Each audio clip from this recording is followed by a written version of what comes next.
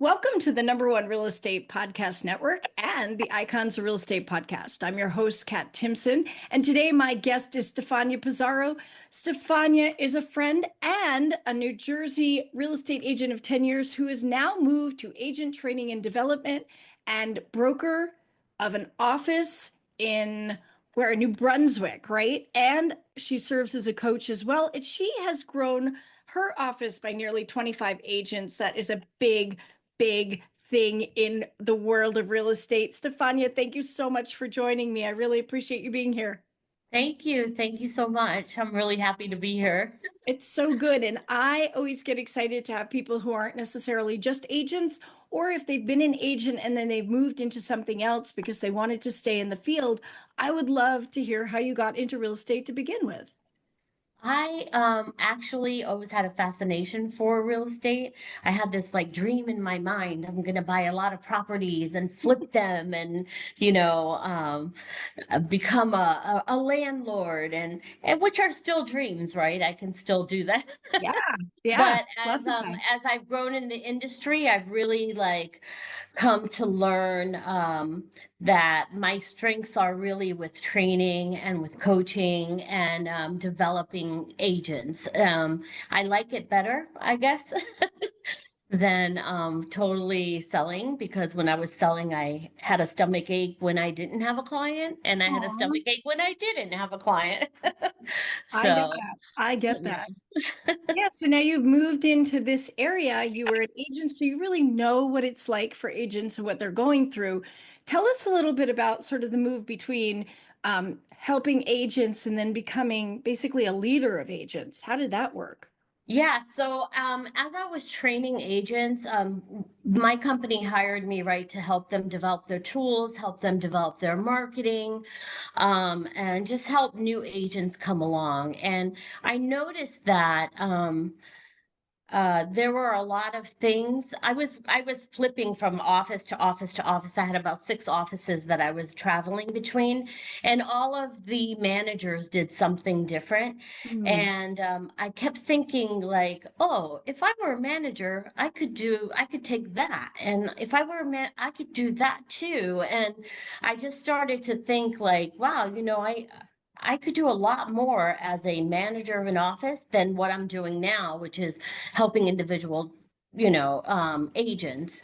So I decided to go to broker school, and it took me like a year to accomplish the whole thing, because it is a long process. And then it's not a long school, but between studying and doing the training and maintaining your sales license, it just took a year for me to do it. But once I did it, I was fortunate enough to fall into a position where somebody was leaving, and I was able to fill in for that person. So it's been a really good experience. It's actually been very nice. I feel like you So manifested that. You were like, I see it. I have the I, vision. Yeah. I did. I How totally have a vision board. Oh, you do. You do. That's the best thing. I love that. It's such Yeah. so actually I was curious then. That really feeds into my curiosity about how do you help agents get motivated? Because I know it's hard to be an agent. I know it's hard to be a broker, and I know it's hard to get people to want to keep getting up in the morning when you have those days that really knock you out, because there are some. I mean, there are some tough days where you just feel like nothing's going right or you're not doing anything right. How do you get people motivated? Yeah, I mean, that is a really hard question, because it's very hard to motivate someone that is not motivated. But I think it is a mindset, and I try to stay as positive as possible, um, and let everybody know that there is plenty of work for everybody, right? So even when the times are hard, and they have been hard for the last 2 years, Yeah. it is, there's always somebody out there that needs to move or sell their house. And why not you? Right? Yeah. Like everyone always says, oh no, that's the top agent. She's gonna get it, or whatever. But why not you? The possibilities are endless. It's Yeah. just a matter of connecting on a human level, right? It's not, and just don't go out there going, hi, I'm a new agent. Will you? Will you hire me to sell your house?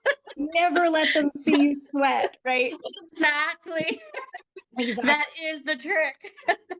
But I love that So you're saying mindset and abundance because I think there are a lot of agents that get wrapped up in the whole, I don't know, data that's out there and they feel like they can't or they shouldn't or so I love that. So what are some of like the top tips you suggest to even, seasoned agents can feel like that, but what do you like to suggest to your agents to get going besides? yeah.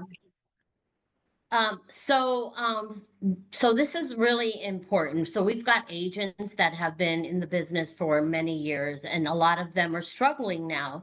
And I'm finding that right now, the whole world has changed, right? Everything is social media, everything. And if you're not really keeping up with the Joneses, Mm, let's say, you're gonna fall behind. So for all of those people that say like I'm shy to get on camera, I hate Facebook, I don't want to use social media, um, mailings only go so far, phone calls only go so far. There have yeah, been so many laws put into place, like don't knock on my door, don't call my phone. We still have to get out in front of an audience. And I think like you can be the best at something, but if you're not marketing, you're going to be a secret agent, right? You have to get out there and you have to market yourself. So knowing what works for you, because not the same formula obviously doesn't work for everybody, right? yeah. So sitting down and trying to figure out what it is that's going to work for you and then just implementing it. I usually start with my experienced agents or even brand new agents. We always start with their business plan, right? We Mm, always sit down. I yeah. want to know how much money do you want to make this year, right? And some of them come in and they're just like, I want to make 200,000. And I'm like, okay, that's a number. We can go for that, Yeah. it's gonna be work, but you can reach that goal, Yeah. and a Yeah. lot of times they're like very surprised. you know and they're just like, oh, you really think I could do it? And I'm just like, yeah, I mean, let's just go over the numbers and we kind of break it down. The average house right now in New Jersey is about 500 or 600,000. Let's like divide that by whatever it is that you're taking home, and let's see how many houses you have to sell. Usually it turns out to be about 7 to 10 houses, Which right? in the scheme of things for a lot of us is not that many comparatively, right? Exactly. Yeah. And so then when you break it down that much, they're like, oh, 7 houses in a year? I think I could do that, Yeah. Not even And one a then, month. yeah, it's Yeah. just like, so we just have to figure out, like, now, what are we going to do to get that number, right? And so most people go, you've got your sphere of influence, Sure. um, you've got your making phone calls, you've got your knocking on doors, you've got like sending out postcards. There's a million and one ways to do things. But now let's figure out if you have a niche, right? Were you recently divorced? Maybe you want to work with your lawyer, right? Or, maybe you want to work with a trust and estates lawyer. Let's find a niche for you. Do you speak a different language? Let's go to that community and start advertising out there, right? Let's figure out what it is that you can do that makes you stand apart from everyone else so that they can hire you, right? Yeah. So, I think that just like trying to figure out what it is that, gets them going or what will get their business going, and then just staying on top of it and making a plan. And then, of course, there's accountability. They have to be accountable for their actions. Yeah. I've been doing a lot of training with time management. It's so important, the So time hard. management. It's so It's challenging. very hard. So And what do you do to get them through that? Because that's such a big part of any sales business, but it's not easy. yeah, so the new agents that I have, I do a coaching session every week for an hour. Mm, We sit down and we talk about different things. So the time management part of it, I had them please write down for a whole week from this Thursday till next Thursday. everything that you're kind of doing during the day, right? During the business day. Next week, let's evaluate how much of that stuff was driven, real estate driven. Because it's almost like when you go on a diet, you have to write Yeah, down everything that you eat. that's what I And was thinking. It's yeah, Weight Watchers tracking. That's exactly that's right. Yeah. it's exactly what it is. And then when you go and you sit down, you're like, no, I had 3 candy bars while I was watching TV, you know. And so the same thing applies. I Yeah. didn't know that. I did a load of laundry instead of making those couple of phone calls or following up with those people that said that they were interested in buying, Yeah. or I had the opportunity to do an open house, but I went to the movies. Like, Yeah. so just It's looking at facing the that mirror, stuff. right? Yeah, Yeah, really looking at what you're doing. That makes total sense to me. And yeah. how do people respond when they sort of realize, oh, maybe I wasn't using my time to my advantage? What does that look like? It's shocking for them. It's shocking. And also, it makes them make a decision. Oh, you know what? I need to come into the office more often, Mm, because when I'm home, I'm disrupted. It's almost like you forget this is your business. You are the mhm. one that's managing this business. So if you're not making your sales presentations or your buyer presentations or your bio or working on your marketing, there's always something to do. There's always something to do. Absolutely. And you can do 8 hours a day. I do I way couldn't. more. So I do That's a lot more amazing. than 8 hours a day. But if you only have 2 hours every day, decide what you're going to do and start doing it, Yeah. Yeah. I and love that. you have to make a plan.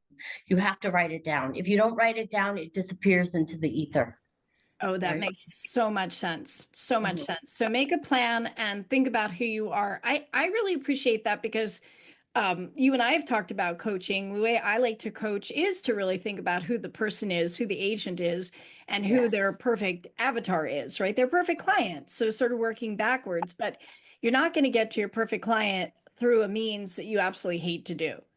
that's right. If you don't like to cold call and everybody's saying the only way you're going to get a client is cold calling, you're not going to cold call. You're going to walk out of the you're going to walk out of the industry.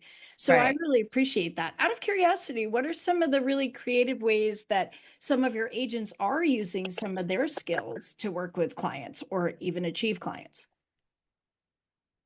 So let me think about that for a second. So I actually, we actually had a discussion about this not too long ago, and I was telling them that, okay, so you don't like making phone calls? There's this thing called virtual assistants. They can make phone Mm. calls for you, Mhm. and then they can set the appointment. There's things that they can do. That you don't like doing the marketing, you need to like maybe get a student from the high school that can help you with social media, that's going to make sure that stuff is put out. Yeah. You still, just because you get someone to do your social media, you still need to vet that Sure. information, Sure. right? You still Yeah. need to look at what they're doing, and you still need to plan an hour or two to plan out what you're going to do. Having those business, a lot of people always go like, do I need a business page on Facebook? The difference between the business page and your personal page is that you can plan it out. So you can plan out a month of whatever post you're going to put out, and not make it so boring. It's I have a house for sale. I sold the house. I have a house for sale. I sold that house too. Yeah, that's a You pet peeve of mine too. Just listed, just sold, just listed, just sold.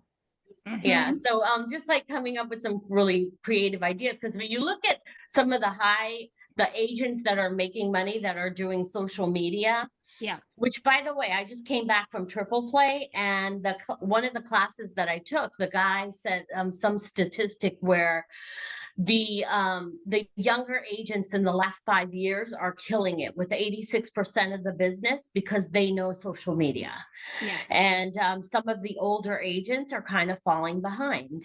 And if you if what was working for you yesterday is not working today, you've got to change your strategy, right? And I don't know why everyone is so afraid of change, because it's the only thing we have to look forward to. Everything changes, Yeah. everything, right? Welcome to humanity.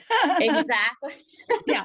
And that's So don't get nervous because something's changing. Just like kind of learn to roll with the punches and you're going to yeah. be fine. You're fine, Yeah. you know? It's funny though, Um, agents who have been in the business for a long time, from my experience, they've always seen change. It's never been a stagnant business.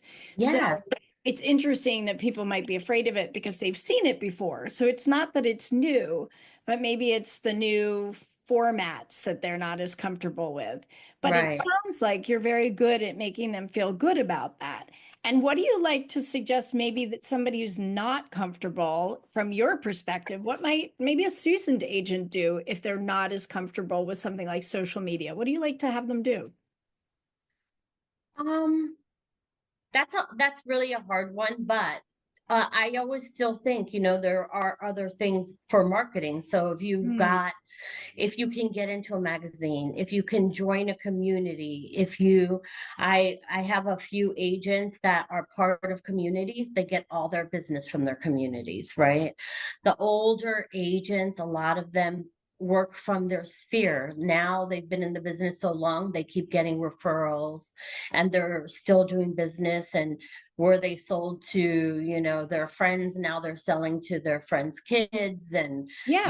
so Yeah. on and so forth. So it really does work. But I still feel the number one thing that agents don't do, that they're all told to do it, is to put it into their CRM so that they can get these campaigns going. And some people are afraid that the company's going to steal their contacts, Hmm. like there's all these like feelings, and it's just like overcome it. It's Yeah. part of work, it's business, right? And then once you start, even if you're not on social media, even if you're not on LinkedIn or whatever, you have your email too that you can send out to your sphere. And Sure. these campaigns are beautiful. They're professional, they're branded, and it keeps you in front of your audience, right? So that when they're ready to sell their house or whatever, it's a soft sell. Oh yeah, I saw that she just sent me an email. I know that, the business is still, like, she's still in business. Yeah. So Yeah. And I mean, I've always heard that people work with people they know, like, and trust, right? So I agree with exactly. that. However, you can get in front of people to make sure that they know you and like And that you. you're still around, Hmm. right? Yeah, Exactly. I yeah. love your enthusiasm for your agents, but I know there's some really big challenges to being a broker.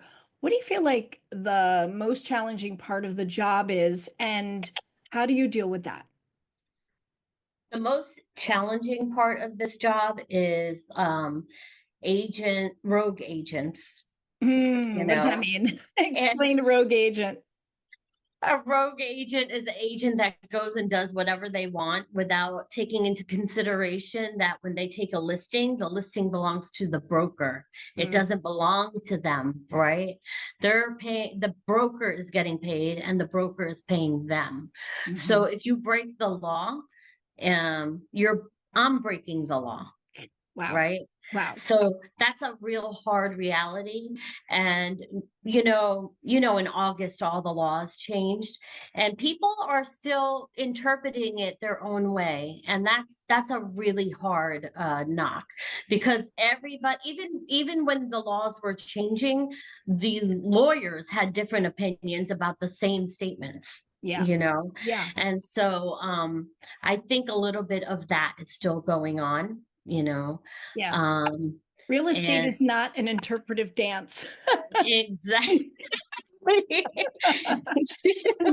And also like figuring out that the commission, they are out there. They have hired other people and they are auditing. They are out, they're alive and they're well, Oh, because you mean the real estate commissions? yeah, the Yeah. commissions Yeah. are out there and they're going to open houses. They are going to, make an appointment to see that when you show up that you're signing that buyer's agency agreement.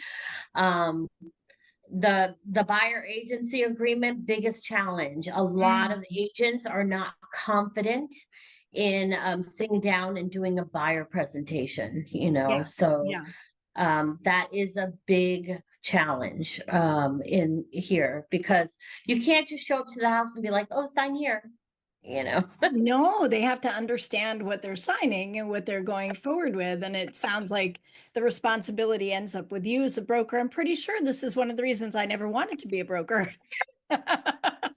So I completely give you kudos for doing that. Well, as challenging as that is, I know your energy is high and you're excited about the job. What's your favorite part about the job?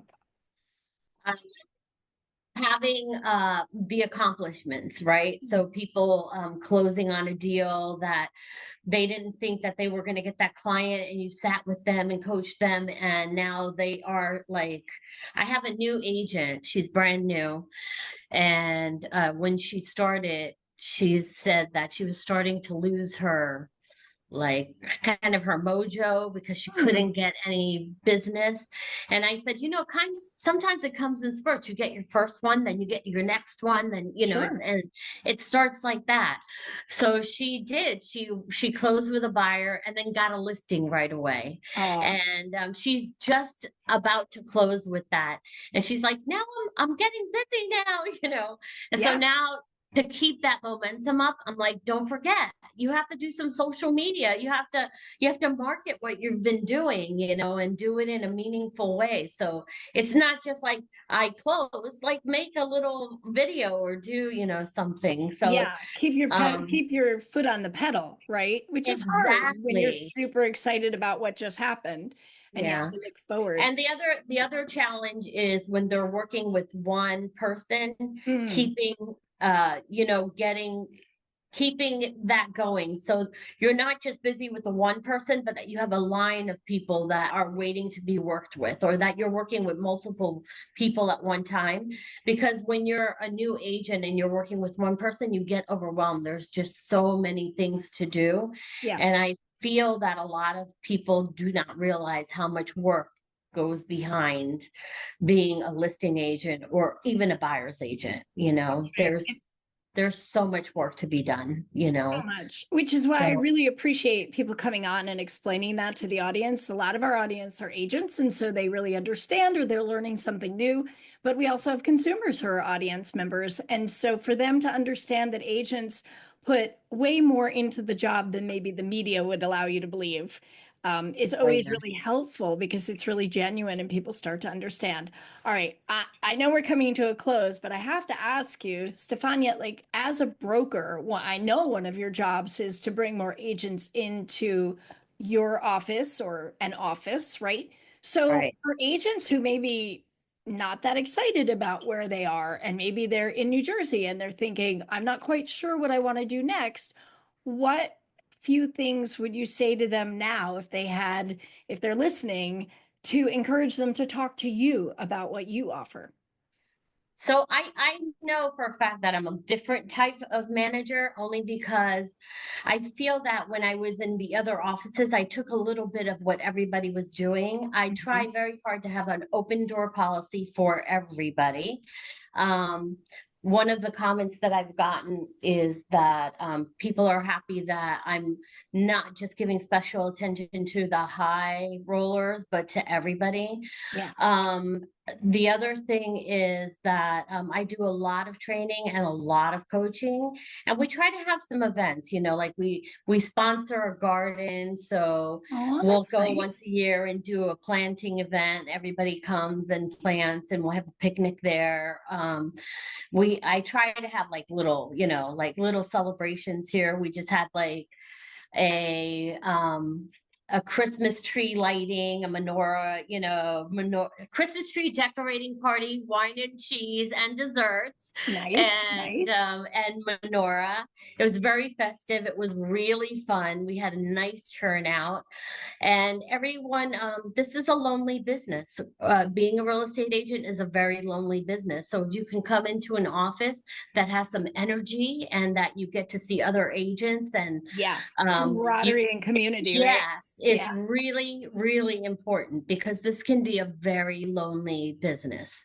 So if you see other agents helping each other, it's a place where you want to be, I right? love that. Yeah, So, I love that. So if if you you, want to have a little fun, come join me.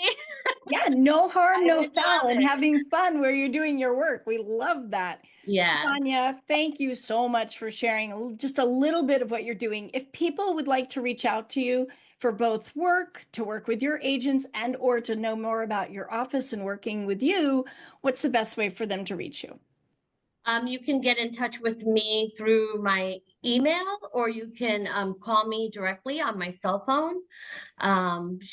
Do you want me to send you my information to We post have all your information, but if you want to repeat it out loud, you're more than welcome to. Okay, so you can call me at 908-868-3783. That is my cell phone. You can text me, you can call me. I would be happy to have a conversation with you. And I would love to take you for a cup of coffee and let you know what you can get here where you can't get anywhere else. Oh, I So love to hear that. Love your energy. Thank you so much for spending time with me this afternoon. I really appreciate it, Stefania. thank you, Kat. I'm so excited for you too. Oh, thanks. Yes, this is my joy to be able to talk to other agents across the country, to talk to brokers, investors, everything that has to do with real estate.